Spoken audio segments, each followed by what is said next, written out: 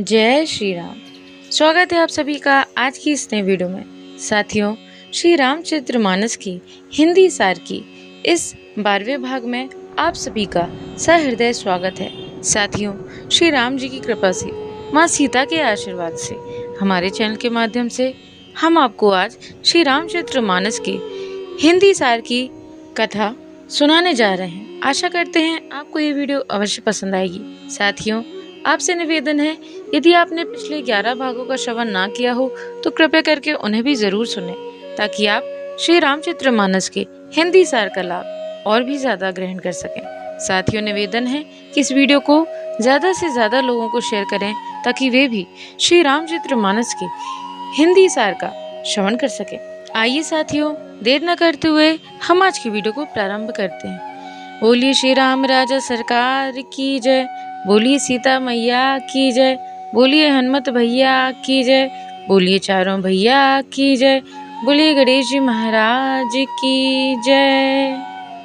साथियों, श्री तुलसीदास जी आगे कहते हैं, जो लोग इस चरित्र को सावधानी से गाते हैं वे ही इस तालाब के चतुर रखवाले हैं, और जो स्त्री पुरुष सदा आदर पूर्वक इसे सुनते हैं वे ही सुंदर मानस के अधिकारी उत्तम देवता हैं। जो अति दुष्ट और विषयी हैं वे अभागे बगुले और कौवे हैं, जो इस सरोवर के समीप नहीं जाते, क्योंकि यहाँ इस मानस सरोवर में घोंगे, मेढक और सेवार के समान विषय रस की नाना कथाएं नहीं हैं। इसी कारण बेचारे कौवे और बगले रूपी विषय लोग यहाँ आते हुए हृदय में हार मान जाते हैं, क्योंकि इस सरोवर तक आने में कठिनाइयाँ बहुत हैं। श्री राम जी की कृपा के बिना यहाँ नहीं आया जाता। घोर कुसंग ही भयानक बुरा रास्ता है। उन कुसंगियों के वचन ही बाघ, सिंह और सांप हैं। घर के कामकाज और गृहस्थी के भांति भांति के जंजाल ही अत्यंत दुर्गम बड़े बड़े पहाड़ हैं।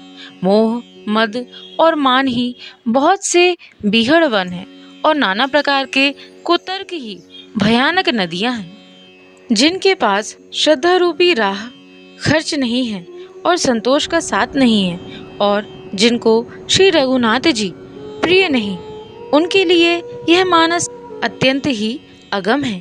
अर्थात श्रद्धा, सत्संग और भगवत प्रेम के बिना कोई इसको नहीं पा सकता। यदि कोई मनुष्य कष्ट उठाकर वहां तक पहुंच भी जाए तो वहां जाते ही उसे नींद रूपी जूड़ी आ जाती है। हृदय में मूर्खता रूपी बड़ा कड़ा जाड़ा लगने लगता है, जिससे वहां जाकर भी वह अभागा स्नान नहीं कर पाता। उससे उस सरोवर में स्नान और उसका जलपान तो किया नहीं जाता, वह अभिमान सहित लौट आता है।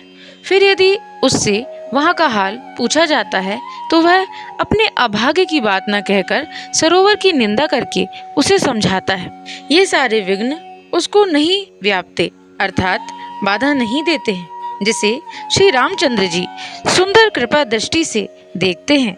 वही आदर पूर्वक इस सरोवर में स्नान करता है और महान भयानक त्रिताप से, यानी आध्यात्मिक, आदि दैविक, आदि भौतिक तापों से नहीं जलता। जिनके मन में श्री रामचंद्र जी के चरणों में सुंदर प्रेम है, वे इस सरोवर को कभी नहीं छोड़ते। हे भाई, जो इस सरोवर में स्नान करना चाहे वह मन लगाकर सत्संग करें। ऐसे मानस सरोवर को हृदय के नेत्रों से देखकर और उसमें गोता लगाकर कवि की बुद्धि निर्मल हो गई। हृदय में आनंद और उत्साह भर गया और प्रेम तथा आनंद का प्रवाह उमड़ आया।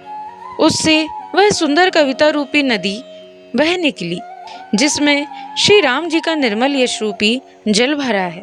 इस कविता रूपणी नदी का नाम सरयू है, जो संपूर्ण सुंदर मंगलों की जड़ है।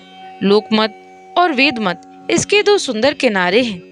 यह सुंदर मानस सरोवर की कन्या सरयू नदी बड़ी पवित्र है और कलयुग के छोटे बड़े पाप रूपी तिनकों को और वृक्षों को जड़ से उखाड़ फेंकने वाली है। तीनों प्रकार के श्रोताओं का समाज ही इस नदी के दोनों किनारों पर बसे हुए पूर्वे गांव और नगर हैं, और संतों की सभा ही सब सुंदर मंगलों की जड़ अनुपम अयोध्या जी हैं। सुंदर कीर्ति रूपी सुहावनी सरयू जी राम भक्ति रूपी गंगा जी में जा मिली।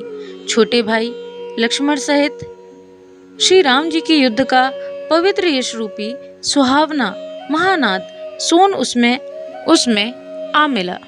दोनों के बीच में भक्ति रूपी गंगा जी की धारा ज्ञान और वैराग्य सहित शोभित हो रही है।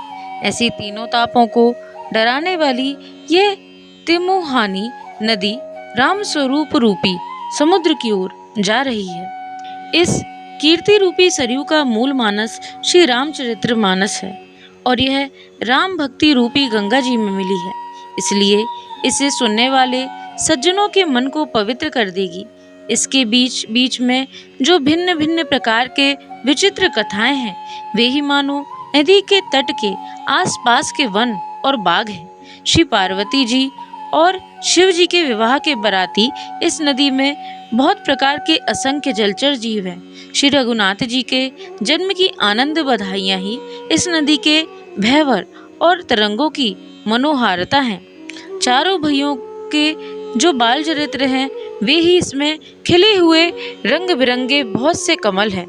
महाराज श्री दशरथ जी तथा उनकी रानियां और कुटुंबियों सत्कर्म पुण्य ही भ्रमर और जल पक्षी हैं।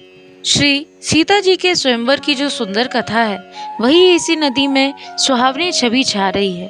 अनेकों सुंदर विचारपूर्ण प्रश्न ही इस नदी की नावें हैं और उनके विवेक युक्त उत्तर ही चतुर कीवट हैं। इस कथा को सुनकर पीछे जो आपस में चर्चा होती है, वही इसी नदी के सहारे सहारे चलने वाले यात्रियों का समाज शोभा पा रहा है। परशुराम जी का क्रोध इस नदी की भयानक धारा है और श्री रामचंद्र जी के श्रेष्ठ वचन ही सुंदर बंधे हुए घाट हैं। भाइयों सहित श्री रामचंद्र जी के विवाह का उत्साह ही इस कथा नदी की कल्याणकारिणी बाढ़ है, जो सभी को सुख देने वाली है।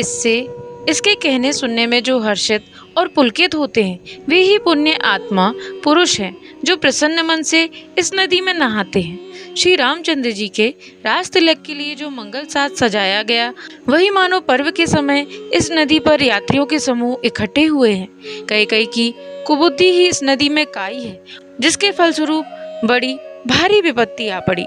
संपूर्ण अनगिनत उत्पातों को शांत करने वाला भरत जी का चरित्र नदी तट पर किया जाने वाला जप यज्ञ है। कलयुग के पापों और दुष्टों के अवगुणों के जो वर्णन है, वे ही इस नदी के जल का कीचड़ और बगुले कौए हैं। बोलिए श्री राजा राम सरकार की जय, बोलिए हनुमान जी महाराज की जय, बोलिए चारों भैया की जय, बोलिए गणेश जी भगवान की जय।